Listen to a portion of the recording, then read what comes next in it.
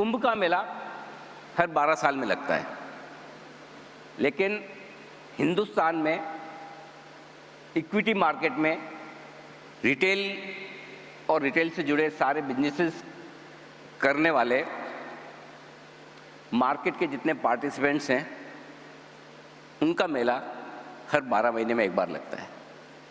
और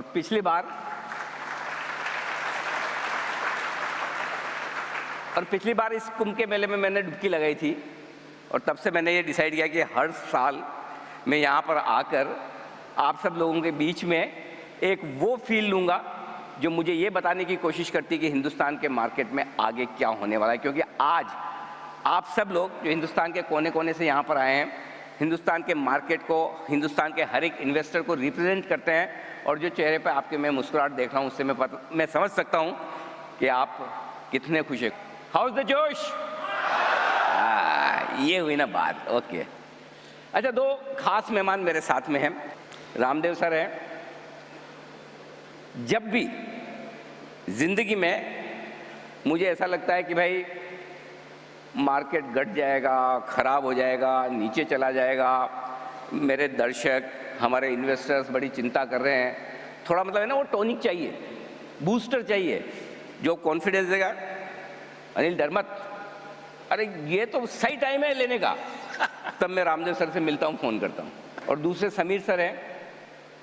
मतलब जब भी मेरी ये इच्छा होती है कि मैं मार्केट के बारे में सही सही और सच्ची सच्ची बात सुनूं, तो एक ही आदमी है, क्योंकि ये वही बोलते जो इनके दिल में है। तो समीर सर बताइए, इस वक्त आपकी फीलिंग इक्विटी मार्केट को लेके लाइफ टाइम हाई वाली है या नहीं? और अब तक अपनी आपके पूरी इतिहास में जितनी आपने तेजी की है, जितनी आपने मार्केट को देखा है, सबसे ज़्यादा बुलिश अभी हैं आप? मुझे लगता है कि इक्विटी मार्केट्स में इन्वेस्ट करने के लिए ओवर बुलिश होने की ज़रूरत नहीं है, क्योंकि नॉर्मल टाइम्स में भी आप ऑल्टरनेटिव से बेटर करते हैं। तो अगर मार्केट में डालने के लिए आपको ये स्टोरी चाहिए कि ये सबसे बेस्ट टाइम है, ये नेवर बिफोर टाइम है, that is over doing it. उसका मतलब पहले बड़ा ख़राब रहा है। एक्चुअली मैंने दिखाया था अपनी प्रेजेंटेशन में कि लास्ट 20 ईयर्स, 25 ईयर्स, 5 ईयर्स, सब में Indian market has done very well. तो उतना भी रिटर्न काफ़ी है, लेकिन आप ये कह सकते हैं कि उस रिटर्न का कॉन्फिडेंस हाई हो गया है।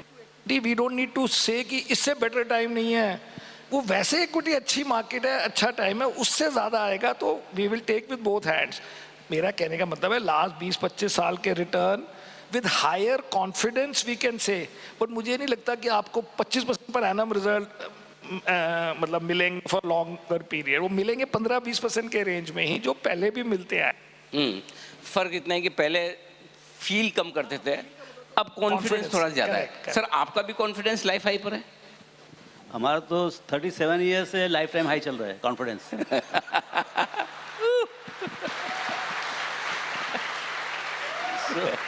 तो मैंने ऐसा ही नहीं कहा कि जब भी लो फील करता हूँ तो रामदेव सर के पास क्यों जाके मिल लेता हूँ। पूरा ऐसा इंजेक्शन देते हैं, बूस्टर डोज, कि क्यों मंदी में भाई क्यों सोचता है घट के कितना घट जाएगा, 2000 पॉइंट बढ़ने में 20,000 पॉइंट, ये रामदेव सर कहते हैं जी। भाई देखिए, हमने जब चालू किया, पहला स्टॉक खरीदा मैं 1980 में, तो 100 सेंसेक्स था, निफ्टी था तभी, सेंसेक्स 100, आज 65,000 है। 650 गुना तो मेरे सामने हुआ है, हालांकि काफ़ी ऊपर नीचे भी हुआ है। मेरे पोर्टफोलियो 3 बार 65% करेक्ट हुए हैं, लेकिन बाजार ये युद्ध का मैदान है, छोड़ने का नहीं। जब तक मतलब पैसे बनेंगे फॉर श्योर। अब सवाल क्या है कि वो युद्ध आपको लड़ना नहीं लड़ना। देखिए, युद्ध में मार पड़ सकती है, वो भी ख्याल रखना जरूरी है। ज़्यादा उनको सबको चलेंगे चाह पे चाहो मत कि भैया वन वे है करके। It's not a dead capital guaranteed market, there is a risk, capital is at risk. लेकिन ये बात पक्का है, आपको 12 से लेके 25 तक मिलेगा। ओके, आपको जितने इन्वेस्टमेंट है। 12 कब मिलेगा? जब पूरी आंधी तूफान चल रही हो, कोविड हो, संसार एकदम बंद हो, तब आपको 25 मिलेगा। जब आप सब तरफ पूरा ऐसा लग रहा है चाहूँ और इंडिया इंडिया बोल रहा है, तब 12% मिलेगा। अच्छा, हाँ, 2020 के बाद से कोई ढंग ढंग की मंदी देखी नहीं है, और अब घटता भी है तो इन्वेस्टर्स, सब ब्रोकर्स, फ्रेंचाइज, आपके जितने भी ये सब लोग हैं, ये डरते नहीं हैं, घबराते नहीं हैं, और पूरा कॉन्फिडेंस है, हाँ ठीक है ना, घट गया तो क्या हो गया, भाव तो आ जाएंगे, सब वापस आ जाएगा, हाई भी बनाएगा। ये इनकी इग्नोरेंस है या ओवर कॉन्फिडेंस है? सर रियलिटी देखिए, अभी क्या हुआ है, कि मेरे को ऐसा लगता है इट्स अ रिवोल्यूशन। जो आपका जो कोविड हुआ, जैसे Y2K हुआ तो इंडियन टेक इंडस्ट्री हुआ, ऐसा जब कोविड हुआ उसके कारण से ये रिटेल जो है ना पूरा मास रिटेल हुआ, क्योंकि तब तक ऑनबोर्डिंग बहुत कम था।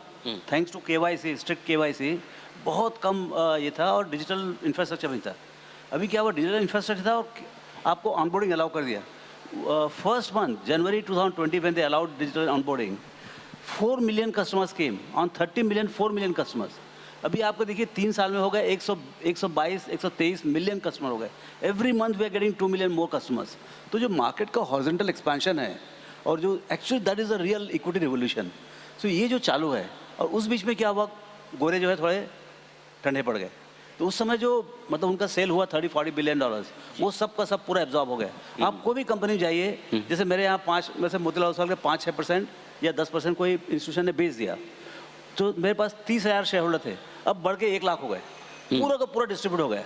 पूरा जितना इंस्टीट्यूशनल माल बिका या आपका इसका FI का सब रिटेल में गया। कोई इंडियन इंस्टीट्यूशन नहीं खरीदा है, कोई रेयरली खरीदा होगा। सो अब क्या है, जब उनको वापस चाहिए तो उनको सबको इकट्ठा करना पड़ेगा, और वो मिलने वाले नहीं, क्योंकि अभी भी वो जो बारात जो है वो बढ़ती जा रही है। तो ये जो बड़ा करेक्शन तब होगा जब बाजार कुछ ऐसा मतलब एक्सपोनेंशियली बढ़ जाएगा कि भाई मतलब 1 साल में 40% बढ़ गया, 80% बढ़ गया यहाँ से, तब जाके करेक्शन। मतलब अत्याचार होना जरूरी है।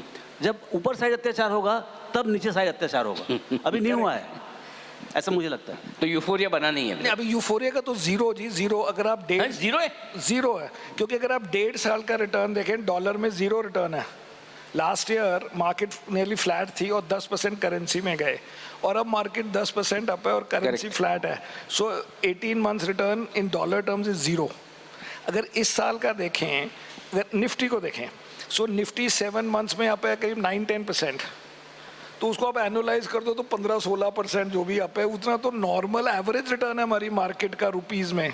नहीं आया तो अभी कुछ नहीं हुआ है। ये मार्च से आप कहते हो थोड़ा लगता है कि मार्च से बढ़ गई है, बट ऐसे 2-2 महीने के तो हज़ारों एपिसोड आएंगे। करेक्ट।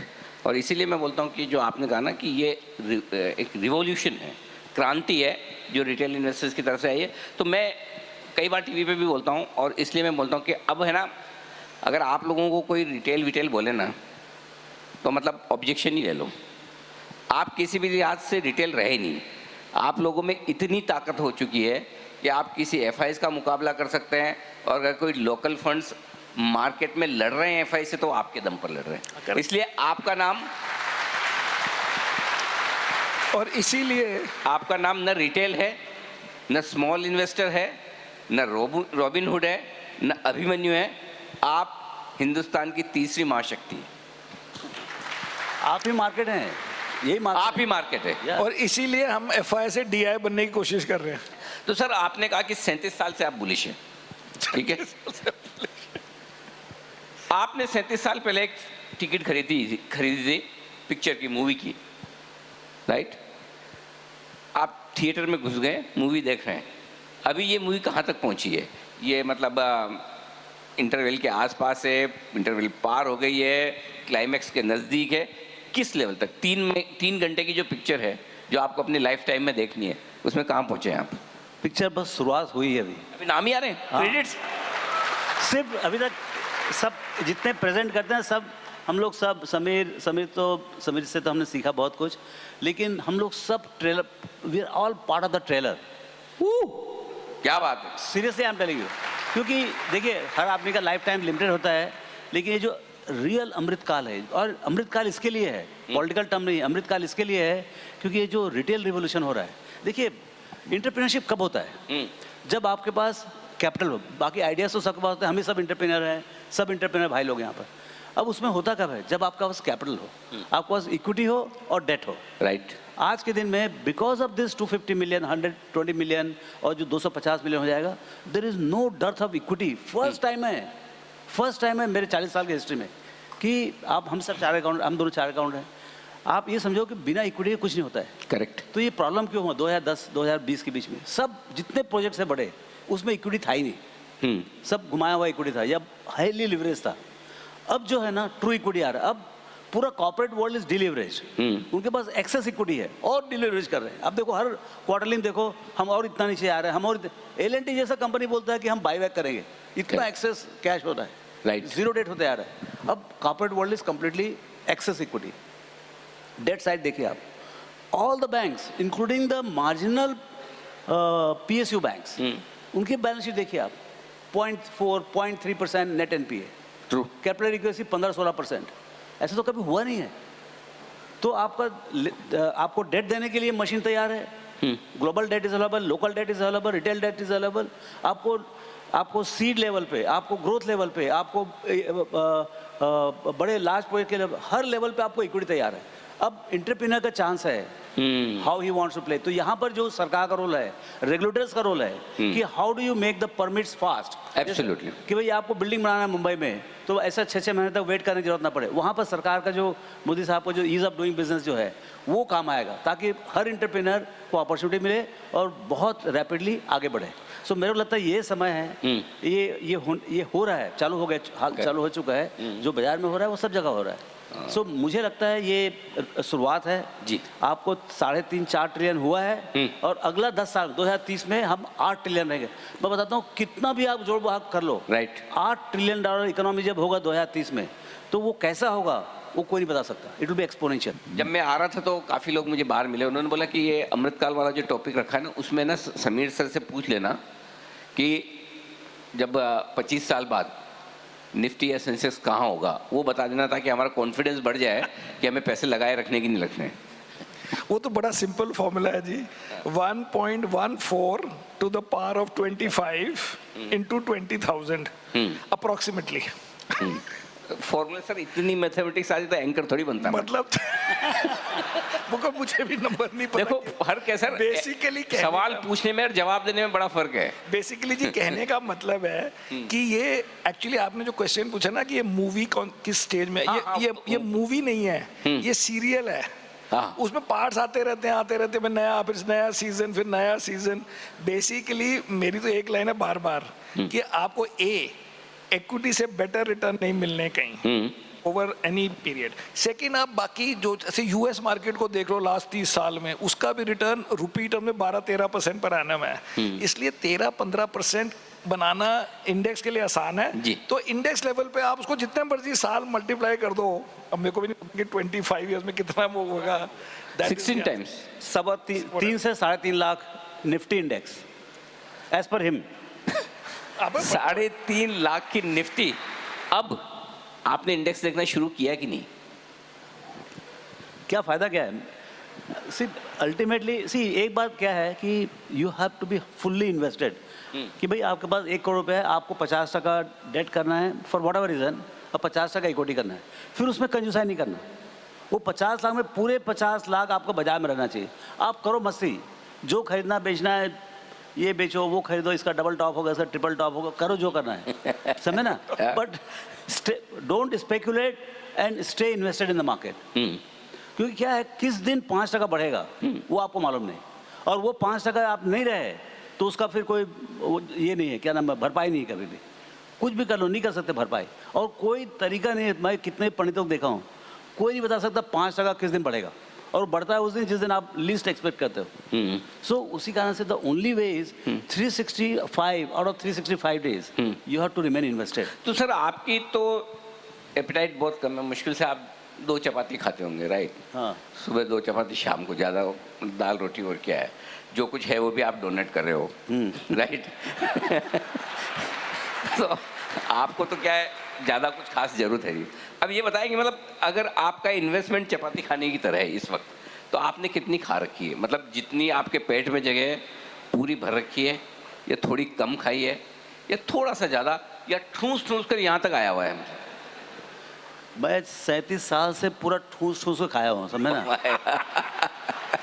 मैं कभी 1% कैश नहीं देखा हूँ मैं, चाहे वो पोर्टफोलियो 1 करोड़ का हो, चाहे 1000 करोड़ का हो, मैंने कैश देखा ही नहीं। आई डोंट बिलीव इन, मैं बहुत अनईजी लगता है मेरे को। अच्छा, कैश में रहता तो मेरे बहुत अनईजी लगता, कभी बाजार बढ़ जाएगा करके। मैं बहुत डर, आई एम टेलिंग यू ट्रुथ, मेरे बहुत डर लगता कैश है। क्या मतलब बाजार बढ़ने से डर लगता है? हाँ भाई, मेरे पास कैश है ना, कैश है थोड़ी बढ़ेगा वो।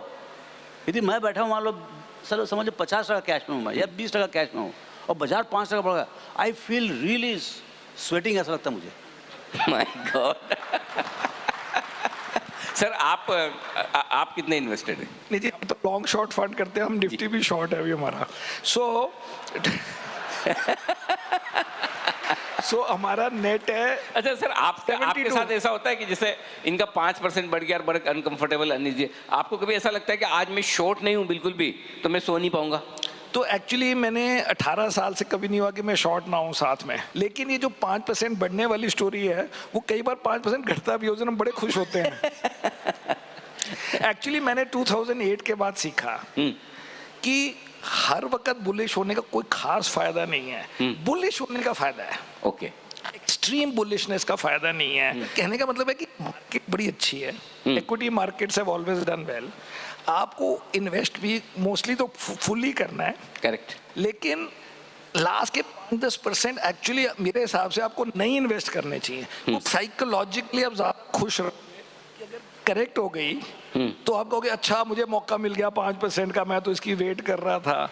अगर आप 100% अब इन्वेस्टेड हो तो जिस दिन गिरेगी यू कैन नॉट एक्ट, उसकी वैल्यू है, साइकोलॉजिकल वैल्यू है उसकी। कोई एक ऐसी चीज आप जिनको गुरु मानते हैं और जिनसे आपने सीखी और वो आपके लिए लाइफ चेंजिंग रही हो, कि बस ये मेरे गुरु ने जो मुझे सिखाया, बताया और मैंने जीवन में उतारा, जिससे आज मैं रामदेव अग्रवाल हूँ? देखिए, as far as investing is concern, Buffett साहब ऑल द वे मतलब वॉरेन बफेट साहब 95 में पहली बार उनका नाम सुना, 94 में। उसके पहले तो मैं कहता मैं बहुत होशियार हूँ। खास बात तो ये है कि मतलब मैं सब कुछ पढ़ गया हूँ, 250 बैलेंस शीट का मैं अपना खुद का लाइब्रेरी रखता था, तो सब कुछ किया था, लेकिन एक्चुअली इन्वेस्टिंग नहीं आता था। जब उसके एनुअल रिपोर्ट्स पढ़े उस समय वो भी बहुत कलर में थे, अभी 10-15 साल से उनका कलर थोड़ा ख़राब हो गया है, परफॉर्मेंस उतना अच्छा नहीं है, बट 94 मतलब पूरा decade of 91 to 2000, I mean what he became in that 80 to 2000। तो उस पीरियड में क्या था, उनका जलवा भी था, और पहला बुक उस समय आया भी था उस समय, making of a capitalist by Robert Hangstrom, that came at that point of time. I think you gave me that book at that time. या सो वो उस समय चालू हुआ था। वो रिमाइंड ही कर रहे हैं कि आपको वापस लौटानी है अभी। गिफ्ट दी थी जी। जी सर। सो उस समय जो है मतलब मैंने जब मैं पूरा का पूरा 1965 से जो उनका एनुअल रिपोर्ट था, पूरा सवेरे 5 बजे सवेरे उठ के पढ़ता था मैं, और उस समय अमेरिका के बारे में हमको मालूम क्या था, कुछ नहीं। Correct. लेकिन पूरा एक एक लाइन बाय लाइन पढ़ने का अभी भी वो मेरा जेरोक्स कॉपी का बंडल रखा हुआ है जिससे मैं पढ़ा पूरा। Wow. तो वो उसने पूरा ट्रांसफॉर्म कर दिया। नॉट ओनली अबाउट इन्वेस्टिंग, सी आपको अडॉप्ट तो करना पड़ेगा। कोई गुरु से सीख सकते हैं आप, सीखना ही है, लेकिन एग्जीक्यूट तो आपको अपने हिसाब से करना पड़ेगा। यहाँ का लोकल कंडीशन क्या है, अमेरिका बहुत अलग जगह है, कंपनीज अलग है, we can not copy the companies here, so we have to find our own, मतलब यहाँ के जो फ्रेंचाइजेज हैं, जो मतलब जो उसके जो सीख है वो इंटरलाइज करने का काम मतलब बफेट साहब ने किया। और हमने वेल्थ, और उसके बाद क्या किया, हमने वेल्थ क्रिएशन स्टडी किया हर साल। Right, that has been the biggest source of learning for me. क्योंकि 2-3 महीना हम जो उसमें लगाते हैं उसमें वो सब्जेक्ट एकदम क्रिस्टल क्लियर आता है। सो ऐसा मतलब, but I don't think, I mean of course Sanjay Bhattacharya dear friend, he help me introduce Buffett, and उससे लड़ाई झगड़ा काफ़ी करते रहते हैं। वो उसको बिलीव नहीं करता, उसके अगेंस्ट में बात करेगा, मैं उसके गुरुदेव के बारे में बात करता हूँ, तो अच्छा काफ़ी मेरे भी कंसेप्ट क्लियर होते रहते हैं। राइट। सो ये दोनों ने काफ़ी हेल्प किया। तो मतलब कोच आपको टेक्निक सिखा सकता है, लेकिन जाकर मैदान में खेलना आपको ही है। गुरु आपको ज्ञान दे सकता है, शिक्षा दे सकता है, लेकिन एग्जाम आपको ही लिखना है, पास आपको ही होना है। दूसरा क्या है, मैं ज़्यादा भटका नहीं। भटके नहीं मतलब 25 गुरु के पास जा रहे हैं। अच्छा। कि भैया ये ठीक कर रहा है कि नहीं, वो ठीक कर रहा है, भाई नहीं, मेरे पास एक ही गुरु है, मैं उसके पास ही जाऊँगा। अच्छा। हाँ, मैं वो एकदम सिस्टम से बहुत, क्योंकि देखो आप शुरू में जा रहे हो, आपको खुद को समझ नहीं है। अभी 3 आदमी 3 तरीके से बोलते हैं, कोई बोलता है लॉन्ग करो, कोई बोलता है शॉर्ट करो, कोई बोलता है परमानेंट रखे रहो। अरे भाई मैं करूँ क्या? लेकिन वो जैसे वो टेक्निकल वाले होते हैं ना, ये 1900 के ऊपर जाएगा तो 2000 जाएगा, और 1800 के नीचे जाएगा तो 1700 हो जाएगा। अरे मैं करूँ क्या बाप? सर आपके लिए सेम ही सवाल है। मुझे तो पता भी नहीं आप गुरु किसको मानते हैं। मैं खाली बुक्स को गुरु मानता हूँ। हाँ। क्योंकि मैंने एक से मैं पूरा इन्फ्लुएंस नहीं हुआ। वही मैंने आज भी प्रेजेंट किया था कि हम कहते हैं कि ग्रोथ की भी लॉजिक है, वैल्यू की भी लॉजिक है, मतलब कोई कॉन्सेंट्रेटेड पता नहीं कैसे शुरू हुआ, बट कोई भी फिलॉसफी, स्टॉक, किसी भी चीज़ में कॉन्सेंट्रेटेड नहीं किया। मे बी ये समझ आ गई कि मार्केट अपने आप ही अच्छा करती है। अब लॉजिकली सोचो, 500 स्टॉक इंडेक्स है, इन थियोरी अगर मैं 15 गंदे स्टॉक्स ना खरीदूं जिनको मैं अलग अलग तरीके से डिफाइन करूं, एक मैं कहूं मोस्ट लेवरेज्ड, एक बोलूं जिसकी बड़ी पुअर हिस्ट्री है, एक बोलो जिसकी बड़ी हाई वैल्यूएशन है, एक एक, और मैं 15 स्टॉक्स ना लूं और 485 स्टॉक्स ले लूं, will I not always beat the index? Of course. लेकिन अगर मैं 15 के जो मैं रिजेक्ट करूं या 50 रिजेक्ट करूं लेट्स से, उनका सेम फैक्टर पे ना करूं, क्योंकि सेम फैक्टर में हो सकता है वो फैक्टर उस दिन वैलिड ना हो। कभी आपने कहा कि मैं लेवरेज स्टॉक्स नहीं लूंगा लेकिन इंटरेस्ट रेट कट जाए तो वो खाली वो वाले स्टॉक्स बढ़ जाएं, but if I just chose 50 stocks और 100 स्टॉक्स जो भी, बट 400 ले लूं और कहूँ 5 स्टॉक मोस्ट एक्सपेंसिव नहीं लूंगा, 5 स्टॉक्स मोस्ट लेवरेज नहीं लूंगा, 5 स्टॉक जिनकी हिस्ट्री बड़ी खराब है, 5 जिनकी ग्रोथ मुझे लगता है अभी गंदी है, 5 का कुछ अकाउंट जो भी, 100% of the time I think I will out perform. तो वो समहाउ ये लॉजिक उस वक्त इतनी क्रिस्टलाइज नहीं हुई थी, बट मैं उसी फैसिनेशन से बफेट को पढ़ा, उसी से लिंच को, उसी से सोरोस को, और सब लगते थे बड़े अच्छे हैं। लेकिन तो हम तो हलवा बना के खिचड़ी बना के काम करते हैं। क्या बात है। लेकिन यही दोनों में आप में कॉमन हैबिट है पढ़ने की, और मुझे रामदेव सर से इसलिए सबसे ज़्यादा डर लगता है। जब भी आते वो कुछ ना कुछ बुक की बात करते हैं, एक बुक पकड़ा देते हैं, फिर अनिल इस पर डिस्कस करेंगे मतलब वो होमवर्क मिल जाता है, फिर मैंने कहा अब जाके घर पे पढ़ना है। एक चीज़ जो और मुझे पूछनी है आपसे, एक कोई गुरु मंत्र जो हमारे सारे यहाँ पर ऑडियंस है उनके लिए, कि भाई लाइफ के लिहाज से, मार्केट के लिहाज से, पर्सनली प्रोफेशनली क्या चीज़ ऐसी है जो थोड़ा अंदर कर लें तो ज़िंदगी में आगे काम आएगी? मतलब आप ये मत समझो आप रामदेव अग्रवाल, आप बाबा रामदेव हो, ऐसा समझो अब आपको ज्ञान देना है sir. I think Sameer should go first. मैंने तो जी अपनी टैगलाइन बनाई है, ये थिंक बुलिश। हाँ। ये खाली मार्केट के लिए नहीं है, ये लाइफ के लिए भी चल सकती है। वाह, लाइफ में think bullish about life every time, बहुत बढ़िया। Think bullish is a mindset. Absolutely, state of mind. आप हमेशा पॉजिटिव रहें, बुलिश रहें, एनर्जेटिक रहें, ये आपकी स्टेट ऑफ माइंड होनी चाहिए sir. So, I mean, almost in the same line, be optimist. Be optimist. Be optimist. ये क्या बहुत सारे लोग आते हैं इतना दिमाग घुमाते हैं ना, पढ़ी ली न्यूज़, वो इकोनॉमिक्स टाइप का मैगजीन पढ़ो तो ऐसा लगता है दुनिया डूबने वाला पूरा करें। So and world is actually prospering at a very rapid pace. World is prospering, Right. India is also prospering, but world is prospering at 5-6% dollar per year. 15 साल में वर्ल्ड जो है ना, फ्रॉम $100 ट्रिलियन से go to $200 trillion, almost guaranteed है, very high probability. तो इसमें मतलब बी ऑप्टिमिस्ट। रामदेव सर और समीर सर के साथ बात करके हमें हमेशा सीखने को मिलता है, और मैं कई बार बोलता हूँ सर कि अगर मैं आप दोनों जैसा 2, 5, 10% भी हो जाऊँ तो हमारा जीवन सफल है।